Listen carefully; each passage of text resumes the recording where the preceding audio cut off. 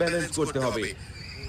সামনে রয়েছে আরো একটি কলা গাছ, দুইটা কলা গাছে নিজেকে ব্যালেন্স করে সামনে রাখা ঝুড়িতে বড় বল বাঁধাতে পারলেই কিন্তু হয়ে যাবেন বিজয়ী। বিজয়ীর জন্যই থাকছে একটি টোকেন উঠানোর সুযোগ।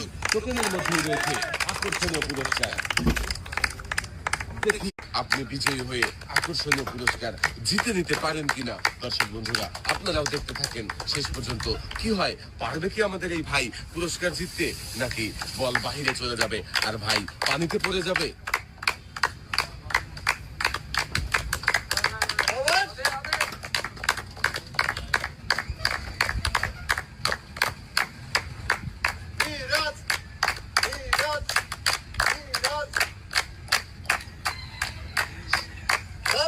ভাই কিন্তু খুবই মনোযোগ দিয়ে চেষ্টা করছে।